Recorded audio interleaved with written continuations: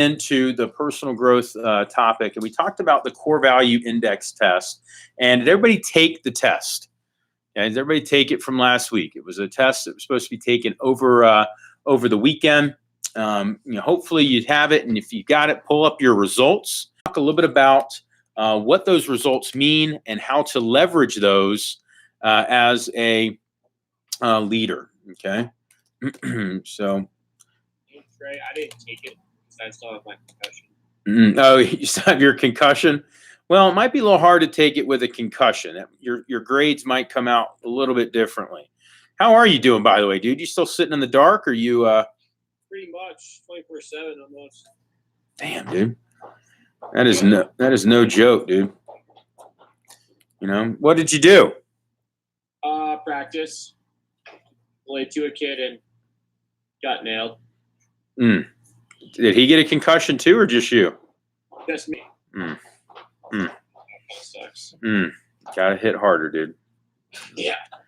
I'm just messing. All right. Well, so the concept read, I think, will still play.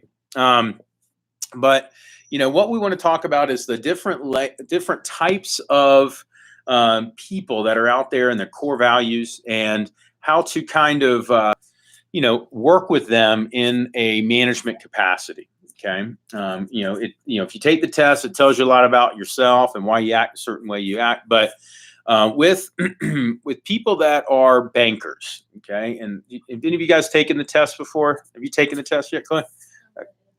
M&A merchant, cool. I am as well. I'm innovator. I've taken it twice. Innovator builder, innovator merchant.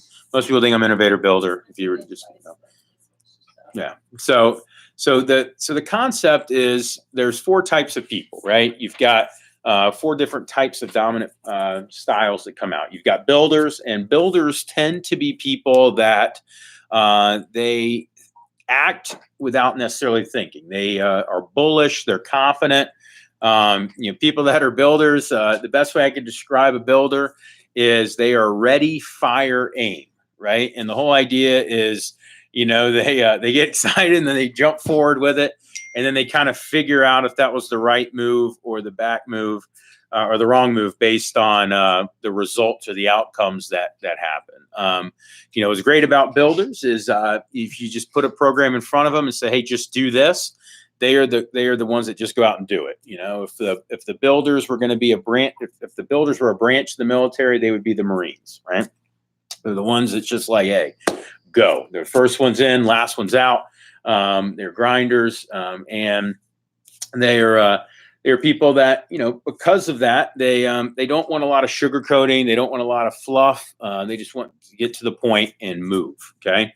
Now merchants are the love warriors in the community, right? They're the ones that love to talk about things. They love to encompass the family atmosphere. If you've ever met Ashley Rodriguez, she's a super high merchant. You may know merchants in your day-to-day life. They're the ones that just want everybody to get along. It's always about the feel-good moments that they have. Okay. They also like to talk about things, and so they're people that want to talk about situations. Innovators, they're the ones that love to create. Innovators are the ones that love to change things. Innovators are the ones that they want to know the whys behind everything. They want to know the objectives behind everything. And people that have a high innovator score, they're the ones that want to reinvent the wheel a lot. They want to put their own spin on things. And sometimes in our business, we can drive innovators out of the business because of the follow the program mantra that we have as an organization. And so innovators tend to be the ones in training that they'll try to do their own thing, or they'll want to not necessarily do their own thing, but they really want to know the whys behind everything. They're the ones that are asking the questions of, hey, so why exactly do we do that? And a lot of times, as a newer manager, a newer recruiter, you could be tempted to think they're trying to criticize, when in reality they're just curious. They want to understand, and that's kind of how I am a lot of times. I want to know why we're doing certain things or why certain programs are designed the way that they're designed. So So if you have somebody that's a high innovator, or if you are a high innovator yourself, it's tempting to to always want to, think, and then try to understand before you make any moves. So innovators tend to be more gun shy at first, and then bankers are the most conservative of all. Right? You think of what a banker is. They tend to be very conservative, very buttoned up. Right? Bankers are your individuals that they want to have this. They want to have everything completely laid out in such a way where it can't go wrong. Whereas builders want to just kind of have the idea and be able to run with it. Bankers want to have everything out so that they can't get it wrong. Now, here's what's cool with bankers. So when bankers get something right, they will do it over and over and over and over and over again without any worry or fear of boredom. Right? Bankers are the ones that can do something over and over and over again without it ever creating any friction in the organization. Whereas innovators, they, and builders, then in merchants for that matter, they kind of want a lot of variety, so so there's different types of people out there. Without going too much into each of them, if you haven't taken the test, you got to make sure you take it, because we're going to do a full deep dive into it at prep next Saturday. So so make sure you take that test and know your score, because you're not going to be just one. And that's, I think, a mistake. Now, some people are so extremely high on one that it tends to drown out the others, and in that case, it's one of those things where it's harder to notice their backup style, but everybody does have at least a backup style. And then occasionally you'll run into somebody who's kind of like a chameleon. Darren Gardner is like that, where Darren is literally like a square. He's a little bit of everything. He's about a little bit of banker, a little bit of a little bit of banker, a little bit of merchant, a little bit of builder, a little bit of innovator. So he's a little bit of all things, and based on his moment, based on his kind of his current conditional state, he'll lean heavily on one or the other. Okay, people handle different things in moments of conflict too. And so you have a different style sometimes with when you're working with, conflict situations. And so what I want to do now, though, is talk about how to honor people's different core values when working with them. Okay. And so we're going to start with, the bankers. Okay. Because bankers are the ones that you tend to have the hardest time working with in Vector, I found. Okay, not as far as training them, getting them through, because what's great about an innovator is when an innovator gets rolling, you get past the initial headaches that innovators can provide, and they're amazing because they're always looking to create. They're some of the most driven people, but bankers tend to be, kind of the most difficult because, they want to have a lot of facts. And if you've ever worked with, vector managers, sometimes vector managers will use conjecture. You guys understand the concept? Does anybody know what conjecture means? Now, conjecture is where you just make up a number and use it to your advantage when there really is no factual basis or evidence on it, right? It's like, if you say this phrase 99% of the time, you're going to sell at least a signature set. It's like, well, no, but it sounds good in the moment, right? Or it's like, hey, if you cut up food 5 times in the presentation, 100% you're going to make a sale. It's like, well, again, there's probably not factual evidence based on that exact fact, right? I don't think people have cut up food 5 times and had 0 no sales in their career. If that were the case, point them to me. I want to interview, right? But we tend to be fond of conjecture, right? It's like, the 10-80-10 rule is another great example. It's a good example, and it illustrates an important point, right? But the whole law of thirds, right? Third of the time it'll happen like this, third of the time it'll happen like this. These are examples of facts and figures that some of them have very good factual basis. Some of them are just kind of used for kind of literary licensing, right? You get excited about it and you go with it and people follow. But with bankers, they really want to see the details. They really want to see the stats. So when you're talking to bankers, you want to pull up their stats. Okay, have their stats pulled up and say, hey, I bet you already know this, but you're only blank away from your next promotion.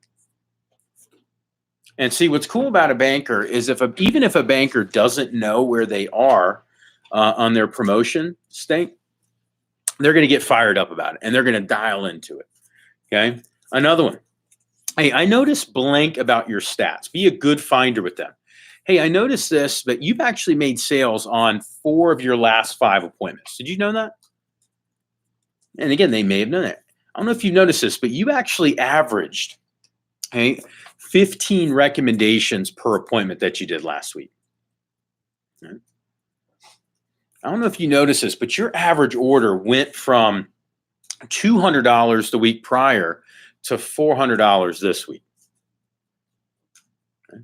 So you need to do a little bit of digging there, right? You need to do a little bit of research when you're having these calls with them. But see, what's exciting about it is when you give them these actual facts, dude, it hammers home their commitment and their confidence to another level. You do that with a builder and they're like, oh, sweet. I knew I was going to get 15 recommendations. So they don't really care, right? Merchants are like, oh, that's awesome, right? But they don't really think much about it, right?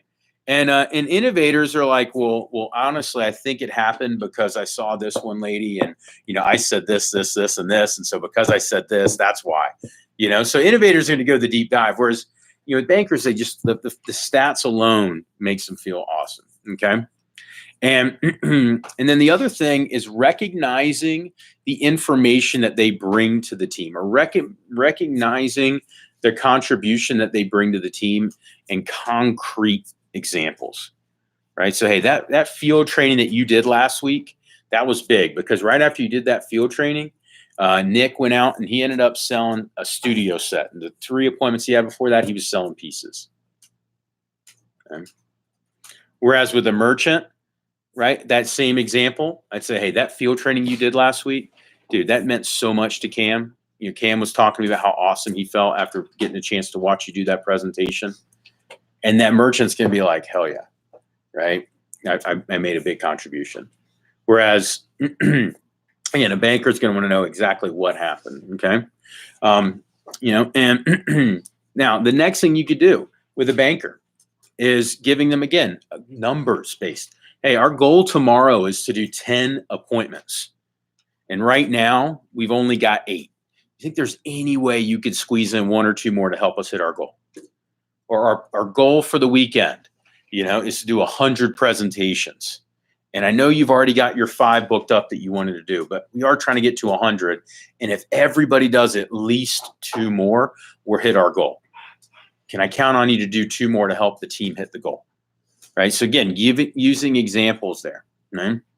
And, and then the other phrase that you can use that works really well with a banker, okay, is, hey, I really want to give you everything that you need so that you can accomplish all of your goals that you have here. Okay.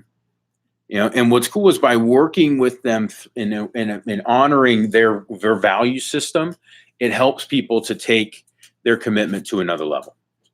Okay. With innovators, okay, valuing their thoughts and ideas is big. Teaching and honoring the whys behind things is big. Okay. Here's a couple of examples with innovators that work well. Okay. Hey, I really appreciate the wisdom that you're bringing to the office. Remember how last week you suggested that we should all wear pink? Dude, that was a really good idea. Right? Who did suggest we wear pink? Is that you? Cool. That was a really good idea, Caitlin. Yeah, she's a high innovator. But it is a good idea. Here's another thing. What do you think about? And then throw out a question for them. Okay. Hey, so while I got you on the phone, this is a great thing for innovators to hear. Hey, while I got you on the phone, what do you think about us? And here's the thing, it doesn't even necessarily need to be about them. Hey, what do you think about us running a workshop on recommendations on Wednesday night? Do you think that'd be a good idea for our team right now? Right? Or let's say that innovator is struggling with a certain area of the business. Maybe they're struggling to sell sets. hey, Jacob, what do you think about us running a workshop on Wednesday night about selling sets? Do you think that would be something that could help our team? And if somebody's a high innovator, they're going to be excited about that because, again, they know it's an area of opportunity for them, but that's going to speak volumes to them on saying that versus just saying, hey, we're going to run a workshop on increasing your average order. Right? They'll be like, oh, okay. Right. So again, getting their input, right? Another great thing that innovators love hearing. Hey, I got a list of things to cover with you. Is there anything though that you want to make sure we get to while I got you on the phone? Okay. Here's the thing. If you're talking to a builder, if it was anything important, they would start the phone call with that. So you won't have time to ask that question. Right? You call a builder and the first thing, say, hey man, how are you? Dude, can I talk to you about this real quick? Yep. Right. That's going to be a builder. Right. It's like, hey, I want to talk to you about that. Okay. Hey, no big deal. All right, cool. Right. So innovators don't tend to come forward with it unless prompted a lot of times though, because they want to think about it. Right. They'll kind of tinker with something behind the scenes. So a great thing with them. Hey, I got a list of things I want to make sure I run by you or cover with you. But is there anything you want to make sure that we get to while we're on the call? Okay. Right. They like that ability to think, about what they're trying to, to get out of it. Okay. Then another thing, you could say with innovators is just the whole concept of valuing their ideas and thoughts and saying, hey, I love your ideas and your creativity. I definitely think our team will benefit by you testing these things out, getting some results so we can share them with the team. Okay. Now, I want to hedge against that a little bit and say that the challenge sometime with innovators is innovators are so creative and their mind is always wondering for the next step or how to improve or how to be better, that a lot of times they'll try to stray too far off. Right? So the way to kind of, again, protect that innovator from themselves and from jeopardizing themselves is to just simply say, hey, why do you think it's important that we cover boom, boom, boom, boom? Or, hey, what do you think the purpose is of, going through blank? Right? Why do you think the drop down goes from selling, that set to the starter sets? Why do you think we do that transition there? Why do you think that phrase is there, right?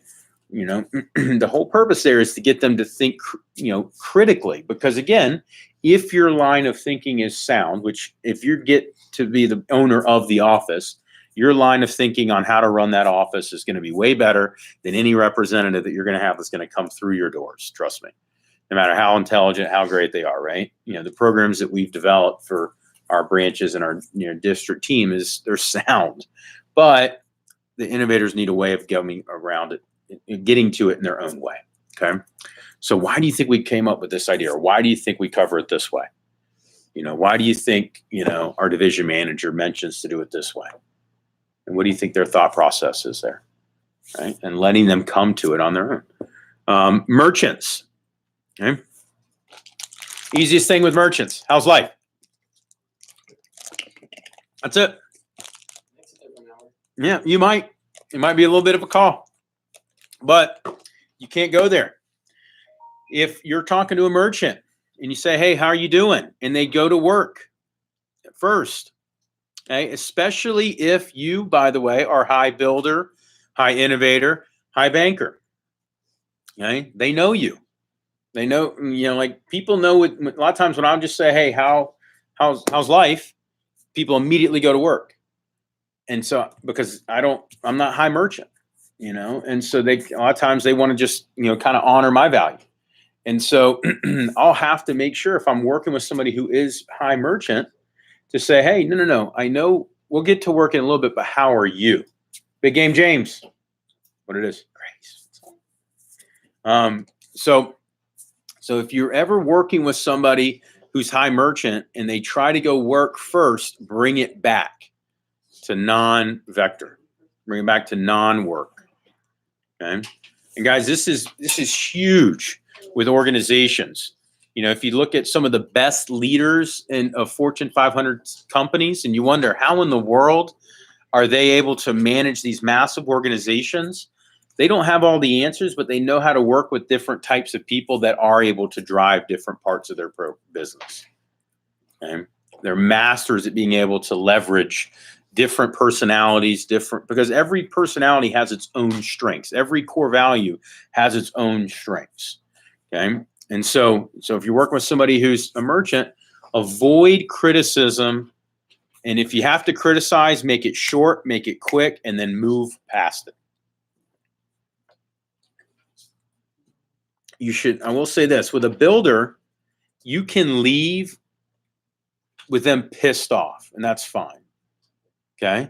Because a builder is going to respond by getting after it. If you leave a merchant with them pissed off, you might not talk to them in a couple weeks. They may just disappear and come back around whenever their feelings get better, right? So you got to be considerate of that, okay? So if you do have to criticize, use that 1-minute management style of letting them know in no uncertain terms, making it quick, and then moving past it and letting them know, look, it's water under the bridge, we're cool, right? So, so that's something that's just a good general rule of thumb with people that are high merchants, right? You know, people have gone far in the past back in the day calling people soft, right? That's like somebody who's a merchant would be considered soft in certain, military, terminology, right? Or somebody who, is lovey-dovey, right? Is another term that will be thrown out for people that are high merchants. But I will tell you, merchants are some of the biggest culture builders in your organization. You need merchants, right? If you aren't high merchant yourself, you want a lot of merchants in your organization. A lot of our vector greats are builder merchants, So, so you want to make sure that, you're really recognizing them. And so here's something that you can use when working with merchant people. Okay. Always reminding them that you love having them be a part of the team. And I love you being a part of the team. Okay. Another great one, another great phrase or lead in, right? Is I had some time to talk, and so I wanted to connect. It's another good kind of lead in when you're doing PDI with them. Hey, I had some time to talk, I wanted to connect. Somebody else who's high merchant, is share all the good things about them and why they make the team better. So you might be sensing this already, but somebody who's high merchant more than likely has what pretty high as one of their love languages, you think? Words of affirmation. Yeah. Words of affirmation tends to be pretty high. Okay. Here's another great thing to do with the merchant. Okay. I want to make sure that we have a great working relationship. What can I do to make it even better? Okay. For my district managers that are high merchant, a lot of times when I'm talking with them, I'll say things like, hey, what can I do to help? How can I help?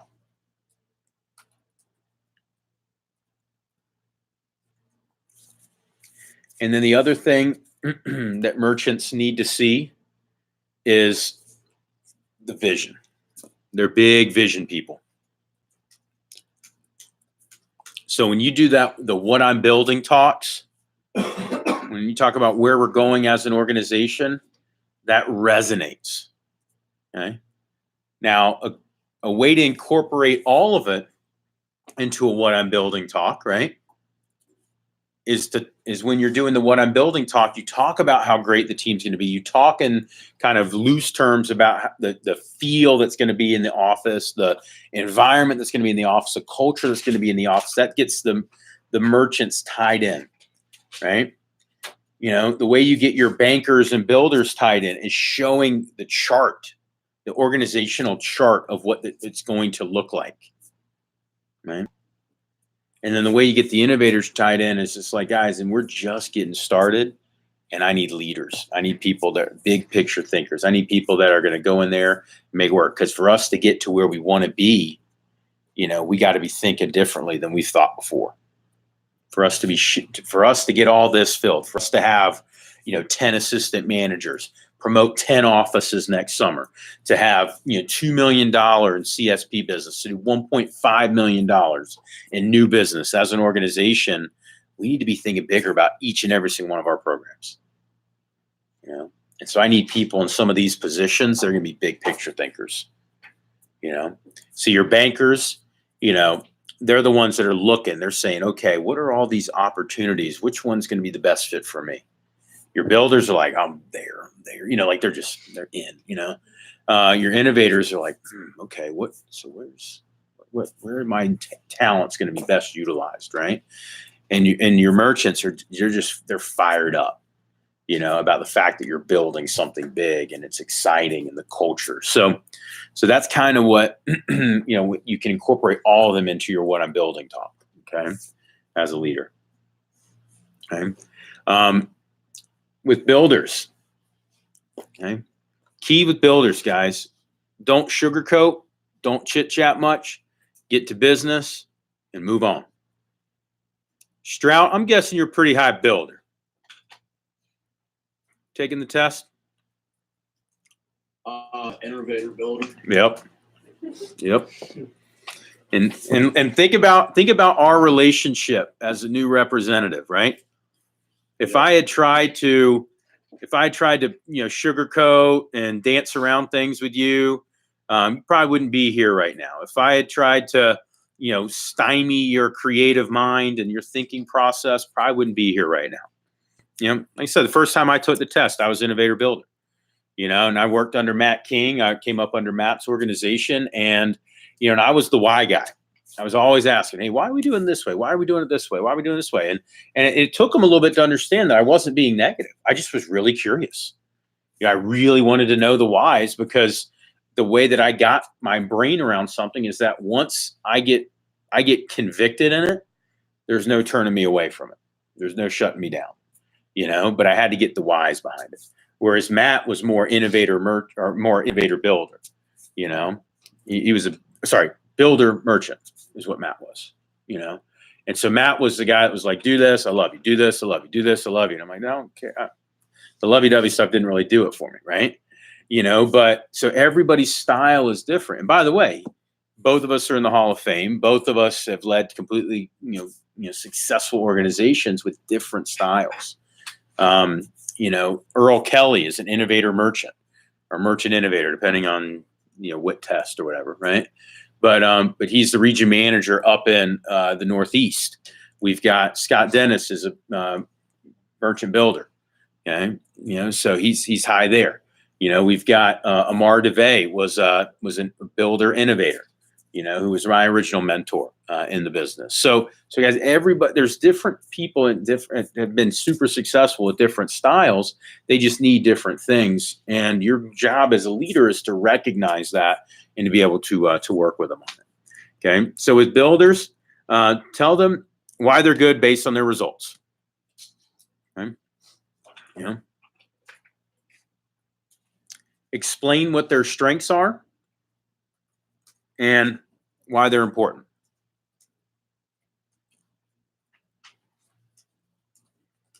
Other great thing for builders, competition. Okay. Builders are the ones that want to know where everybody's at. Builders are the ones that want to know, how far the next person is ahead of them.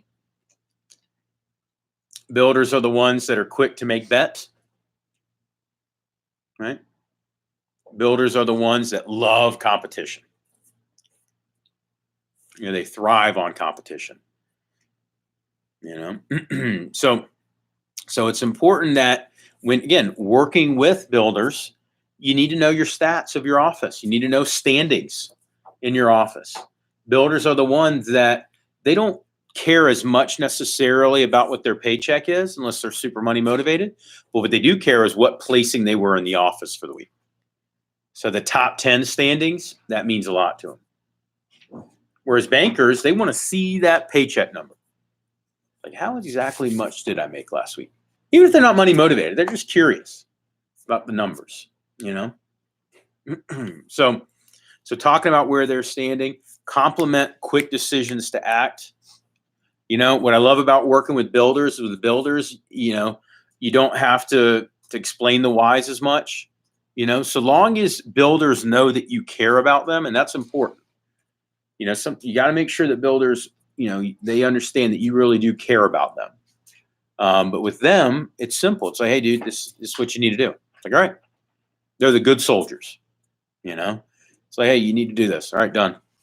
You know, they say jump, they say high, you say push, they say how much you want me to sell, right? You know, like they're that one, right? You know, and so what's cool about working with builders is when you get your builders on your side early, you know, the easiest ones to get on your side, if you could think about it from just a logical standpoint, as I've described them, are which two?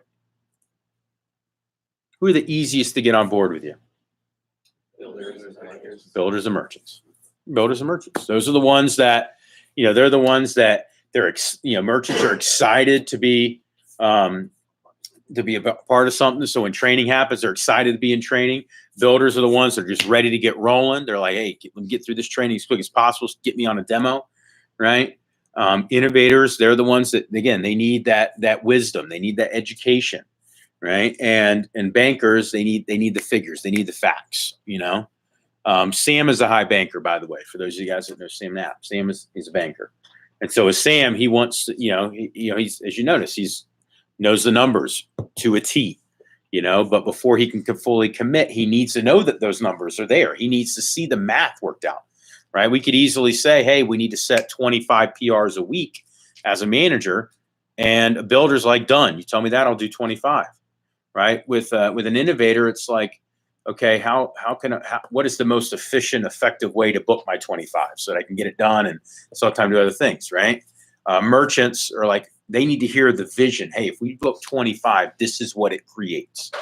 And bankers, they need to know the figures. Hey, you book 25, on average, that's going to be 5 launches or 4 launches at a training that next week.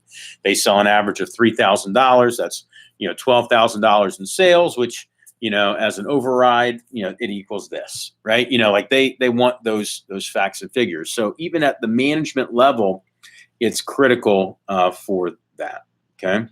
So we'll dig more into PDI conversations and things to do with different CVI levels. But if you haven't taken that test, 100% you're going to need this by next TLA, because on next Saturday, we're going to be digging into conflict resolution based on your style and other styles, because I think that's where sometimes things fall through the crack. You're naturally going to develop and lead people that are like you.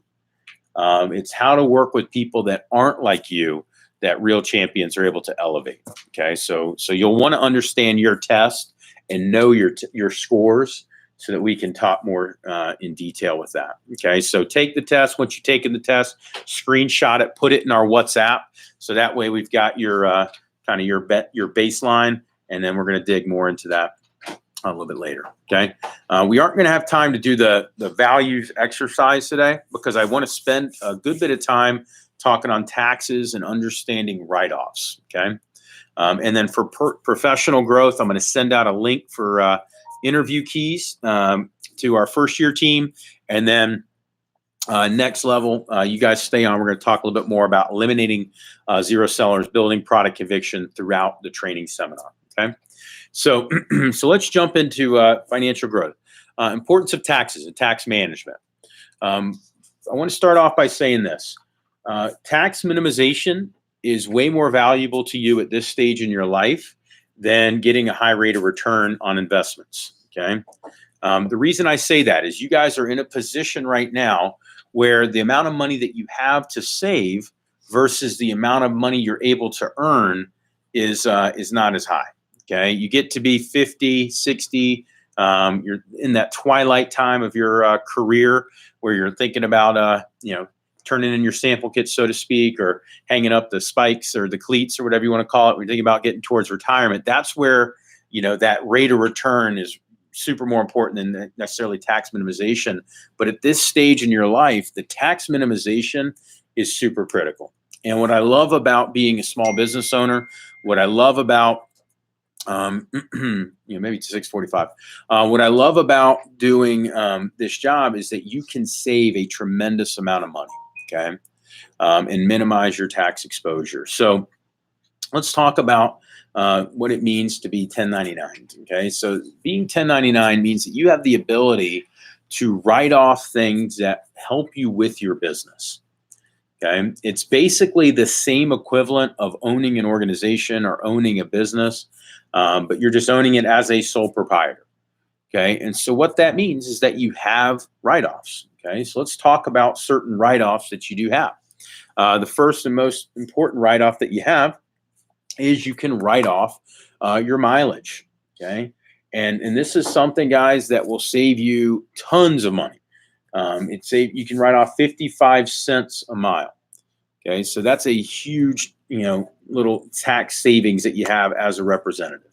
Okay, another thing that you can write off is any and all electronics or supplies that can be used for business sake. Okay, so that would be things like your cell phone, that would be things like your laptop, that would be things like any organizational chart, planners, or anything else like that. Okay. Other things that you have that you can write off are business expenses related to food and entertainment. Okay.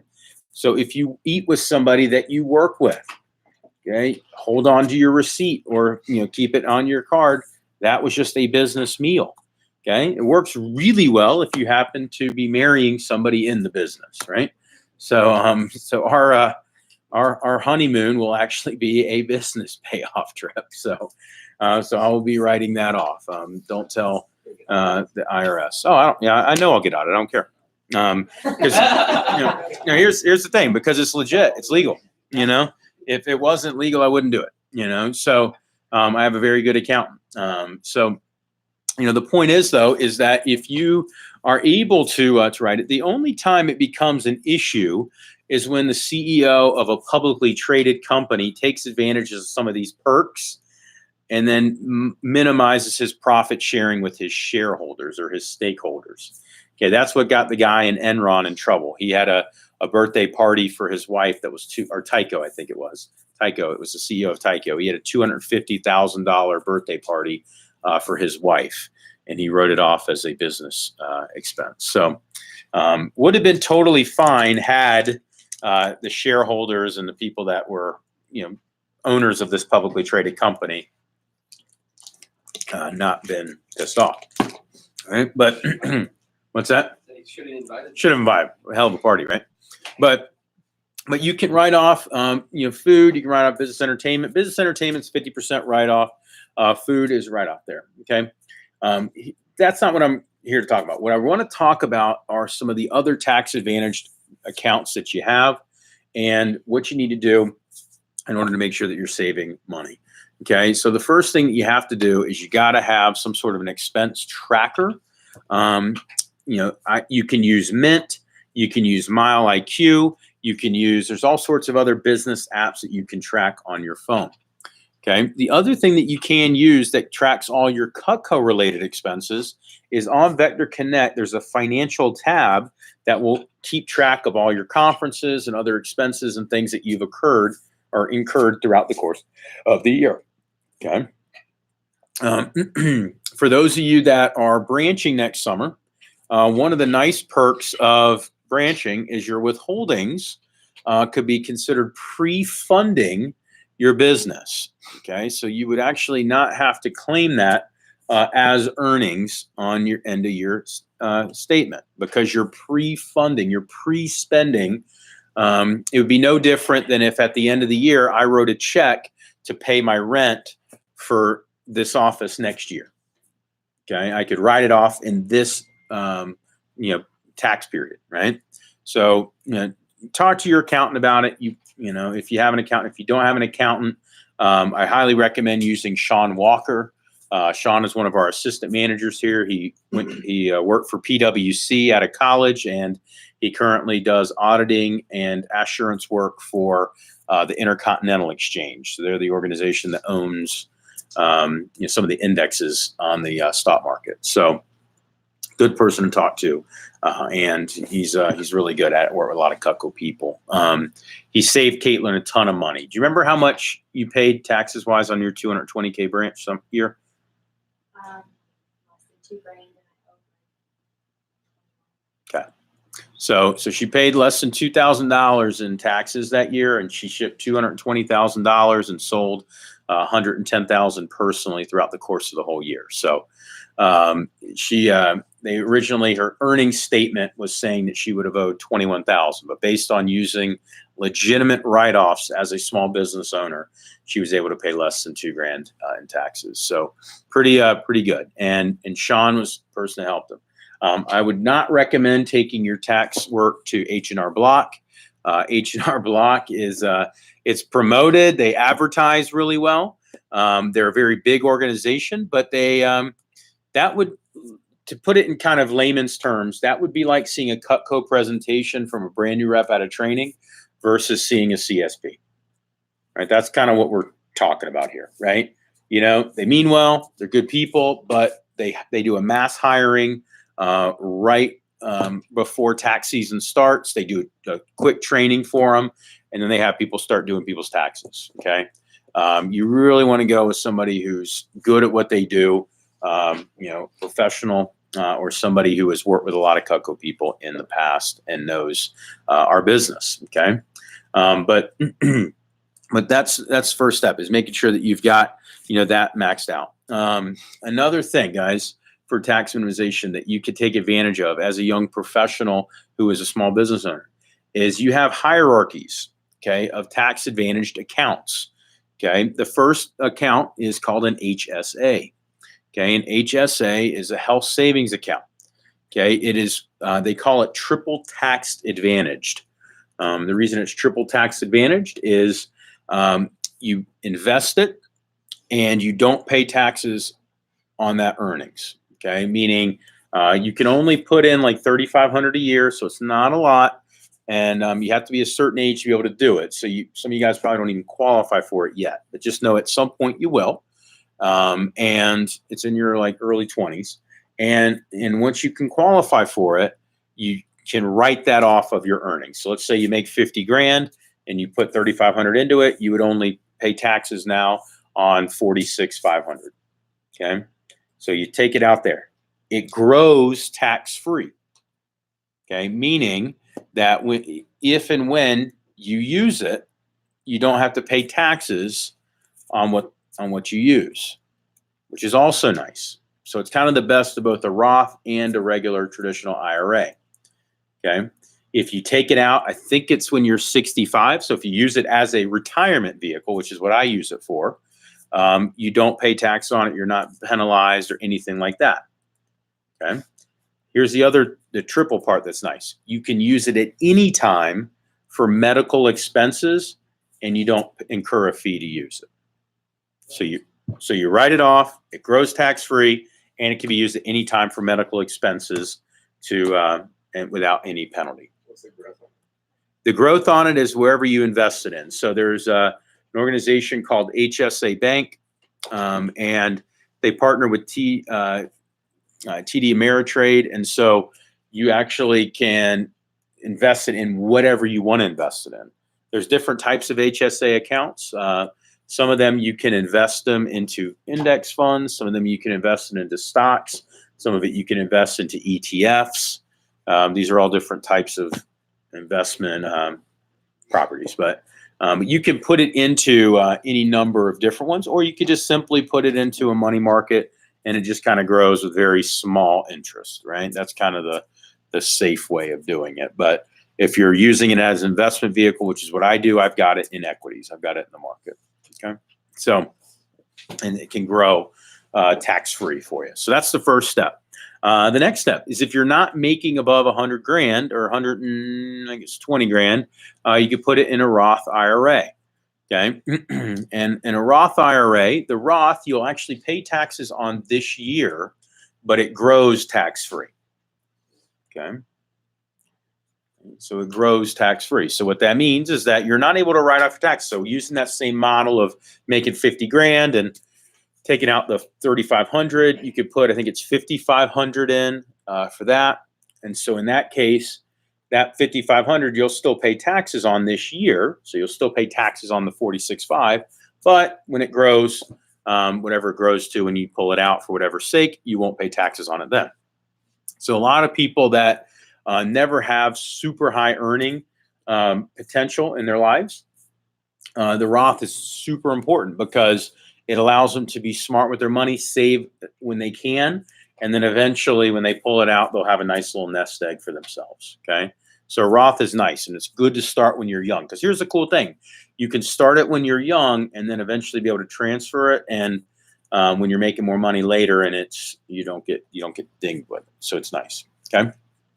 The next step is for small business owners. Other people don't have this ability, okay? But for people that are small business owners or sole proprietors, sales reps, districts, even me, DVM, right? We have something called profit sharing, okay?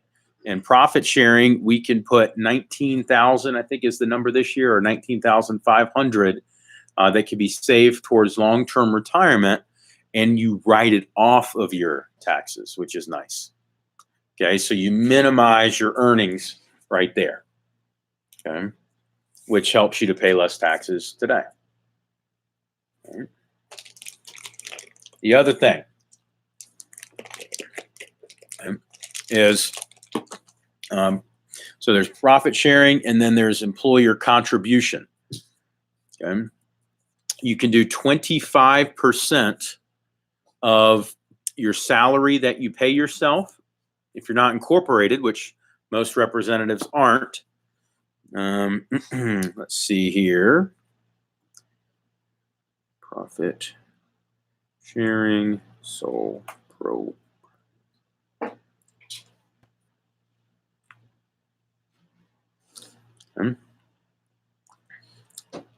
Cool. Okay. 20% of the earned income. Okay. So what that means is you can do 20% of your earned income after you write off all of your other expenses, right? So let's say that you write off everything and you get down to, I don't know, 20 grand, right? Now, what's cool about this is you're able to do that 19,500 and put that in there before this. So this is big. Okay, so let's say you're at that 46.5. You take 19.5 out, and let's say you're left with 20. What this? Yeah, you're basically left with 17. No, 27. Okay, roughly. Okay, you could take 20% of that 27,000 and be able to also put it in that same account. It's called a SEP IRA. Okay, it's profit sharing and employer contribution. So 20% of that would be another 5,400. So you're putting 19.5 plus 5,400. Okay, it's getting you just shy of 25,000 plus 3,500. You know, you're knocking on the door 28,000, 28,500 that you're able to put into tax advantaged accounts. Okay, that's a big deal, gang. You know, because what that does is you're protecting that money for yourself and not paying that 20% tax rate, 30% tax rate that you would be paying normally. And so this is one of the cool things that can save you a ton of money as you get towards the end of the year. Now, before you put anything into long-term retirement, long-term savings, long-term investments like that, you do got to make sure that your other accounts are maxed out first, right? That would be your emergency account, and that would making sure your withholdings are where it needs to be, okay? You know, emergency account should be 3 to 6 months of savings, 3 months of your business savings, or 6 months of your personal expense savings. Okay? That's where you start first. So you put that away first. And that could be your withholdings, could be a starting point for you if you don't have a good starting point for that. So if you have found your budget to be $1,000 a month, you want to make sure you got at least 6,000 in your withholdings. Okay. If you find that your business expenses when running a business are 3,000 a month, right? You need to make sure you have at least 9,000 put away for that. Okay, so that's kind of the whole benchmark that we use. So you get your emergency fund met first, then you go into, you know, that, you know, withholdings for any, business or anything else you're running. Then you jump into HSA. Then you've got your, Roth IRA, if you can take advantage of those other profit sharing programs that we just talked about, you do that. And then after all that, that's when you can start doing like big ticket stuff, like looking to buy a house, or just into a wealth account, which is kind of where mine goes now. Okay, so but what's cool about this is I've been able to set it up where just with some of the tax advantage accounts and things like that I've got, where I've got about 60 grand a year that I'm able to save in tax advantaged programs and tax advantaged accounts, where it's saving for long term, and I'm not getting docked on it this year, which is nice. Okay, cool. So if you have any additional follow-up questions on either where to go for tax preparation, who to use, write-offs that you have, talk to me one-on-one, or talk to your district manager in the WhatsApp chat, because those are always fun discussion topics for us. Okay. First year team, I'm going to be sending out, a video for you guys to watch just on crushing show to training. It's from, a great recruiter that we had, in our company. And so I'll send out that link for you guys so you have it. Be on the lookout right after we get a call. I'll probably come to you about 6:45, 7 o'clock. You can watch it tomorrow or over the weekend, and then send your debriefs on it. But thanks for being on. So we will talk to you soon. See ya. For next level, okay, we're going to dig in a little bit to eliminating zero sellers. Okay. And we've talked a little bit about setting people up for success. What I want to talk about now is a fun topic to talk about in a way that you can increase your sales early on. Okay. If you're having no sellers at a high percentage rate, this is something that I've seen managers struggle with. I think, the number that I've seen certain offices have is like 40, 50%. What we really want to drive this number down to, guys, is 20% as an organization. We want to drive our no seller rate to 20% as an organization, because we're going to have some people that we launch that just quite honestly, they try it and the job's not for them, and that's okay. We'll take that, but that should not be the norm. Okay, the norm should be rampant success. And so, if we think about what allows people to succeed in our business, it boils down to 4 things. Okay, and I would jot these 4 things down. It's who they're seeing, okay, what they're saying. Okay. Are they working? And do they believe? Or expectations, however you want to call it. Okay, confidence, expectations, belief, right? So we're going to talk about some of the other ones later, right? So the who they're seeing part, that's quality control for demo management. We'll talk about that on another call. What they're saying, that's getting people on the program, making sure they're role playing. We'll talk about tips and training on that later. Are they working? That's making sure they leave with enough presentations. And that's, again, another topic for another one of our weekly calls. But the one I'm most excited about and the easiest one to impact is, what do they believe? Okay. So here's easy tips that you can use in your training seminar to increase product conviction and lower and minimize by default no sellers. Okay. First and foremost, food cutting. Okay. There has to be food cutting during your training seminar. This is an easy mistake I see new managers make. They'll tell themselves, "Oh, I don't have time to go pick up anything before training starts." Or "I don't want to clean up the mess," is another one I've heard. I heard a DVM one time make that comment to me, or make that comment at the table. It's like, I don't do that because it's just messy. Just food, stuff you have to clean. I would, if you look at the carpet in my office, you're going to see a lot of food spills, and it happens. It sucks, right? It happens. But guys, those food spills, for me to clean that up, or for me to put down carpet, is going to cost me way less money than the money that I lose if I don't do food cutting in training. You know, Brian Hurlman right now, you know, we won the cup last year, top new business. He's winning it this year in new business. I guarantee you his office is a mess when he runs training. Okay. You know, we talked about builders earlier. That's a builder merchant if I've ever seen one, right? But I mean, he's all over the place. But his people love the product. Okay, his recruits that leave training love the product. Well, people aren't going to love the product if they're not using it themselves or seeing it get used during training. Okay, so food cutting is big. So what are things that you can cut in the presentation?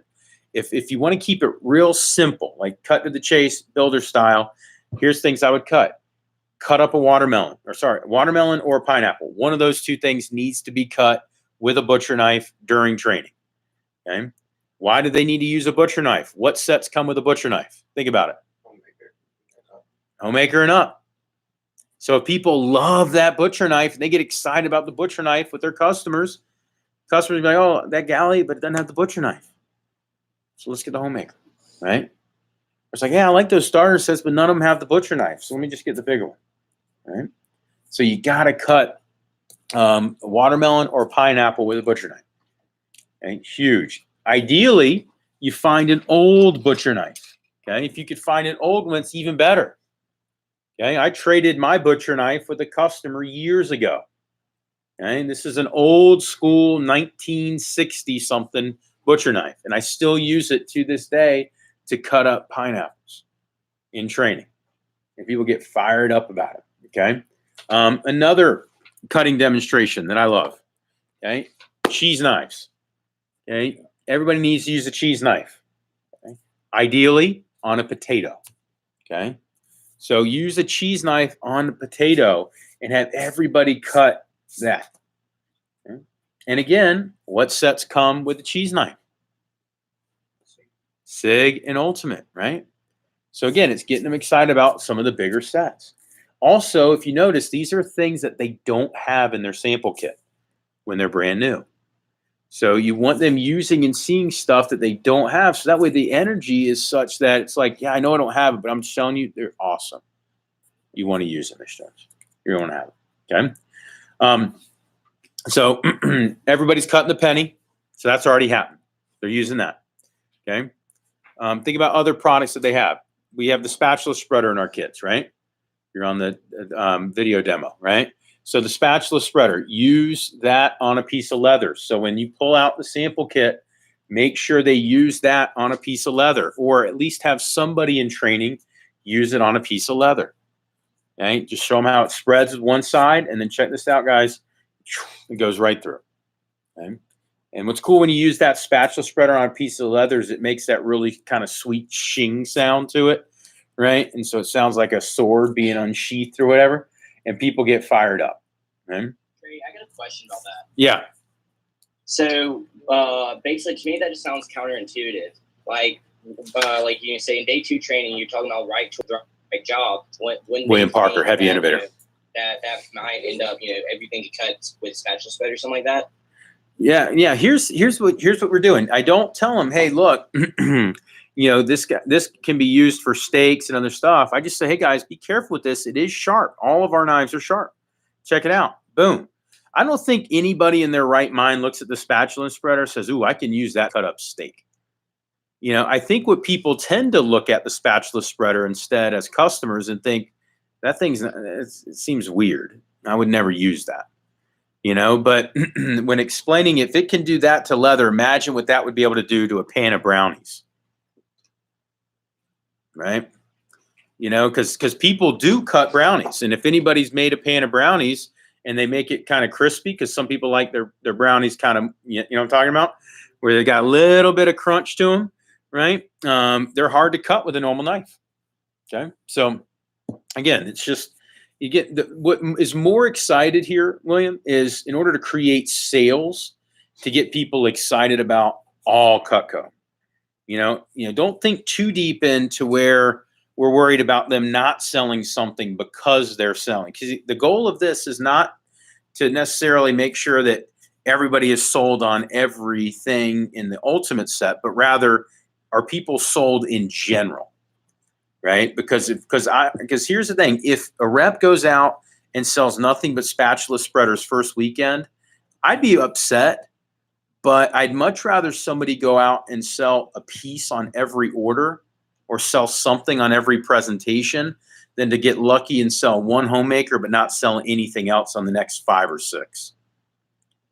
See, because that kid that sold the homemaker but goes for the next 5, their pain that they're dealing with is a lot stronger than the kid who's selling something every time. Think about it, right? Ideally, you're trying to sell a homemaker, but if you're at least selling something, you're feeling okay about yourself. People are getting the product. You're feeling all right. We can work with those kids a lot higher than the kid that sells one random thing one time to somebody close to them and then nobody else buys because they've been farting around with the presentation. Okay. So again, it's kind of one of those things where this is designed to create 0 no sellers, and if people are fired up about that, they're going to sell spatula spreader, and I'm okay with that, right? I'd much rather them sell spatula spreader than 0. The other thing, guys, carrots and using that on a peeler. You don't necessarily have to go buy a whole bag of carrots. If you can, that's great. Have everybody use the peeler with the carrot before they leave training. But what's that? Yeah, carrots are super inexpensive. Okay, you can buy it for $2. You can get a 2-pound bag of carrots. And everybody in training can have their own carrot, or at least everybody can be able to use it. Okay. Another one, grapes. Okay, you got to do the grape cutting demonstration with a trimmer. Now you take a little green grape and you slice it into 11 slices. Do it right there for your training class. That gets them fired up about that double D edge. And again, it's just instilling that confidence and conviction. Okay. And then my last kind of go-to that I think everybody should do, see if you can find an old petite carver or an old double D edge. You go on eBay. I think that every office that opens up should have old Hinkles, old Wusthof, one of those. So an old good knife, like jump knife. So you can use it for cutting demonstrations on day 1 and for day 2. And you also want to have an old piece of Cutco with a double D edge. Okay. The older, the better, by the way. Okay, so the older, the better. And what I'd recommend is get it and then send it back to the company so that the company can take care of it, put a brand new edge on it, and makes it like it's brand new. And what's awesome is when you're meeting with a client, and they see that, and it's like, yeah, we saw it in training missions. We had a product that was 30 years old and it cut like it was brand new. It only been sharpened one time in 30 years. It blows customers away. And for our representatives, the conviction is so strong. See, what really separates our ability for our people to do well is the fact that they have that confidence and that belief because we make the best product. Okay. So using the product a lot helps out tremendously. Hey man, how are you? Good. How are you? Good, James. I'm gonna have you call in here in just a little bit. I'm wrapping up a manager session with some of my managers real quick. Is that all right? All right. Good. Yeah, I'll let you know. I'll reach back out to you. But hey, thanks for being early for our one-on-one. Okay. Yeah, no problem. Thanks. We'll talk soon. Okay. Bye. Little steroid. That'll be good. So, so that's key is having product conviction by using the product. The other thing, guys, that is big, okay, is making sure that you really get masterful. Dylan, she's called like 5 times. Be a master of working with, the value building section during, training. Okay. And what I mean by that is you need to show them that you need to be able to show them that things that customers want cost in the thousands, not in the hundreds. Okay. Yeah, just keep it down. All right. So things that customers want, they cost in the thousands, not in the hundreds. Okay. And the more that you can relate that to them, the better. The other little tip that I'm going to give you, and I'll end with this, okay, because I know we've run over and I'm sorry for that, is make sure that every single person in your training class that you've got you've connected with them on something that they spend money on. Okay. This is so critical, or something that they know isn't cheap. So when you're connecting with them on day one, using those hobbies and interest sheets. Okay. I know that you have people fill out those info sheets when they first go there. Some new managers think that you just do that for them to kill time while other people show up. No. That little section, I get more information from that rep info sheet about somebody than probably anything else that I do during training. Because I look at that and I read it as they turn it in, and I find out things that are important to them. Okay? And then I actually will connect with them about those things, and also connect with them about the fact that high quality stuff isn't cheap in those things. Okay. So if somebody is a musician, I'm going to make sure during day 2 of training, when I talk about what people like to spend money on, I always use that phrase. Hey guys, there's a wide variety, quality, and price available. Good things aren't cheap. Cheap things aren't good. For example, Anthony, you were in the band, right? Yeah. What instrument did you play? Drums. Great example, right? Here's the thing. He could have said the flute. I say, great example. He could have said, I play the guitar. I said, great example, right?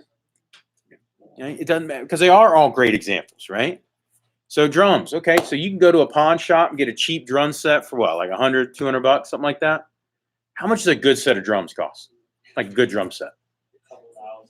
Oh wow! Now notice, I know that they're a couple thousand, but what was my reaction? Oh wow! It's like wow, like not like holy shit, you're kidding me, but more like oh wow, and it's like hey, oh and then I'll give this example. By the way, I had a representative that I trained. He had his own. He was big time in a band in college. He actually had some of his cymbals taken. You know what I'm talking about? Like those nice cymbals. He had those stolen when he was a representative. And he seemed pretty upset. And I'm like thinking, how much do cymbals cost? Those can't be that much. He said each of them was $500. And he had 4 of them stolen from him after a gig that he did. So his drum set was in the thousands, right? I'll give another example, right? Trent, did you play any sports growing up? Yes, sir. Cool, right? And so again, I'll connect with things that they do. What sports did you play? Soccer, football. Okay, great example, right? Always great example, good example, right? So, cleats, soccer cleats. I played soccer. When I first started playing soccer, you can get, there were 2 types of cleats. You had the good cleats and the bad ones, right? And the bad ones, those were like $40, $50. Back now, keep in mind, it's been a long time ago for me, but it's like 110, 120. Yeah, for the bad ones. How much for the good ones? Yeah. So the good ones, they're over $100, right? And I'll always, if somebody's a hardcore soccer player, I'll point back. By the way, how much were your cleats? And they're like 300. And it's like, yeah. Now, what's the difference between 3? And then here's the key. What's the difference between $1,000 drums versus a couple $100 drums? What's the difference between $300 cleats and $50 cleats? Abby, you're in cheer, right? You cheerleading? Yeah, there's different types of cheer programs, right? Yeah, there's the cheer programs where you basically just get together after school at your local school, and that's probably volunteer based and it's free, right? How much does it cost to do like an actual traveling cheer team? How much do those students pay? Do you know how much? Yeah, over that. Yeah. Like, Yeah. for a year? Yeah. So it's over $10,000 a year. Not counting traveling, gas, food, All right. Right. Now, what I want you guys to notice, here's what I want you guys to notice. And you guys couldn't see it on the screen, but as you were doing that, Abby, as you were explaining, and you were explaining like it was no big deal, right? Caitlin, what face were you making? Anthony, your eyes were getting wide. People were like, "Are you shitting me?" But see, here's the thing: you do that multiple times with people in training, and what ends up happening is everybody starts to understand good things aren't cheap, cheap things aren't good. It just depends on if they like it or not. Okay, and that everybody has money to spend. It's just what are they spending it on? Okay, and so that's where you're connecting with each and every single person, because now when you start talking about knives and what they cost and you say they're in the thousands, it's like they're like, oh yeah. It's It's like, look, I get it, Anthony. You're not going to spend thousands of dollars on knives. You don't cook that much. You're a single guy living in an apartment, but you will spend thousands of dollars on musical equipment. Yeah. And it's like, and it's starting to register, it's starting to click. And so that's where that belief comes in.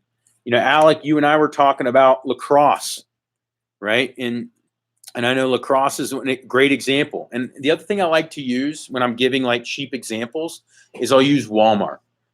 Okay. Because Walmart has everything and it's always cheap, right? So like I'll say, you know, somebody plays lacrosse. I'll say, look, man, I mean, you could probably go on lacrosse stick at walmart.com, find one for like 40, 50 bucks. You know, but how much does a good lacrosse stick cost? You know, $300. $300. Yeah. And again, and it's just, and here's the thing that you asked, right? And why is it worth it? And then what's cool is you don't even have to have knowledge of that sport, of that musical equipment, but you just ask them, hey, why is it worth it? What's the difference? You know, why is doing the cheer camp, you know, a traveling cheer team worth it versus doing just like a little after school program? What's the difference?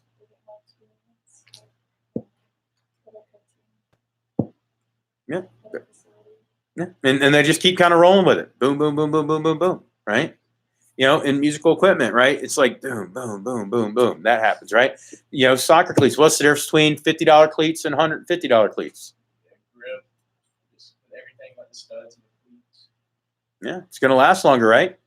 Yeah. What happens if? How long are those cheap ones going to last? Maybe 3 months, 4 months, Okay. How long are the good cleats going to last? about a year, year and a half. Okay, so you're actually going to spend more money by buying cheap stuff than you would by buying quality, right? Yeah, same thing with us, right? And so, but again, by connecting it on things that they already spend money on, you are really showing the students, the trainees rather, you know, why it makes sense, even if they don't personally cook themselves. See, that's the sale that you're making, because it's that they believe in it and they're excited about it. They love the product, which they'll love. They understand the pricing. It's like, okay, it makes sense. You know, then they're going to be a lot more confident showing and selling when they're brand new. Because I want to make this real clear. Our representatives, when they're brand new, they are not selling. People are buying. Okay? That's important to understand, that distinction. You know, when representatives are brand new, right out of training, no matter how confident they think they are and how much they think they're closing, they are suggestively selling with enthusiasm, and people are buying because they like the product and they see that it's good, and they see that their representative believes in the product. Does that make sense? You know, so that confidence and enthusiasm helps. You know, we talk about 3 keys to building value is following the manual, cutting up stuff, and the representative's confidence and enthusiasm. That's that belief part, is getting them confident and enthusiastic, cutting up a bunch of food, and that value section of training, really getting them amped up about the fact that everybody spends money. It's normal for families to spend in the thousands, and that they spend that type of money for things they really care about too. Okay. And so if they don't even have a job, or if they're young and they're not even working that much and they're spending that kind of money, it's only natural for people working full time to spend that type of money. Okay. The other thing that you can leverage and utilize a lot, now you can't do it as well if you're not in my situation where you're not older and a homeowner and all that. Talk about your family, right? I mean, I know my family used to spend, $100 for the 4 of us to go out to eat, and that wasn't even going to the most high end place in the world, right? But if that saves them once a week, right? You can use those examples a lot during training, but using examples of the fact that people are spending, in the thousands over time, right? So that $100 once a week, it's $5,000 a year that was getting spent for just one night out, right? So, and my mom doesn't drink, neither do my dad. So it can even be more for alcohol, right? Any questions on this before we debrief?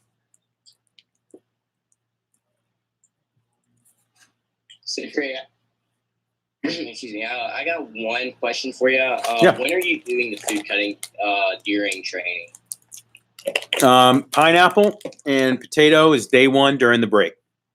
Okay. So, because I feel like that really helps them just getting dialed into, to the product conviction, and just, it's just kind of a fun little thing. Plus, the other reason I like cutting the pineapple on the day one break is so that way if somebody forgot food or a snack, they have at least something that they can eat before we go into, booking up demos and all that stuff. So, and then any, like the grapes, the carrots, I like doing that stuff on day 2. Just think about it.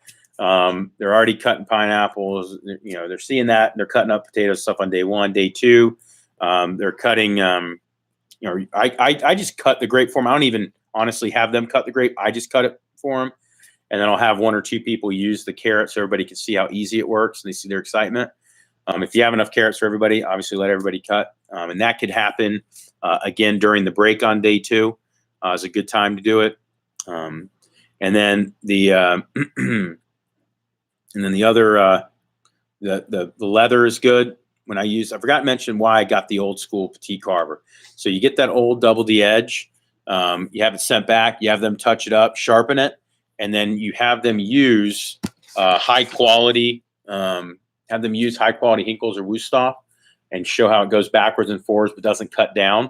And then you just literally go down with it. So let me show you kind of real quickly what I'm talking about so you guys can see it. It's easier to see than explain. So I use an old Hinkles knife that brand new was over $100.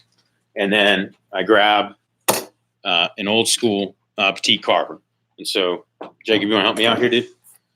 I'm pretty lay on. All right. So, so I'll have them take it, and I'll literally just have them back and forth first. All right. So you see how it kind of goes through it. Now, instead of going back and forth, just press down. Okay. It doesn't do anything. I'll say, okay, cool. Go ahead and take the same thing here. You can see what happens with a serrated edge is these teeth will do the cutting, but in between it won't cut. So it's dull. And once these teeth wear down, you have to swap them out or just place. Now go ahead and push down. Yeah. Okay. Wow. Yep. Now, and go ahead and read the age on that blade. 1989. Yeah. So that thing's 30 years old. All right. Not bad, right, Abby? Yep. And so that's what I'll do. And so that's all. And see, what's cool is that shows that conviction. I'm just saying, guys, full disclosure, this thing's been sharpened once in 30 years. So, I mean, that's what's great about Cutco. And so it's just that conviction that I do on day 2 when I'm talking about the different types of knives. And if you watch my training, it's in there. I actually do it live. Okay. So, all right, peoples. Well, guys, have a great night. Let's finish this SLC push week 2 strong. And got a big phone jam happening, so let's make it happen. See ya.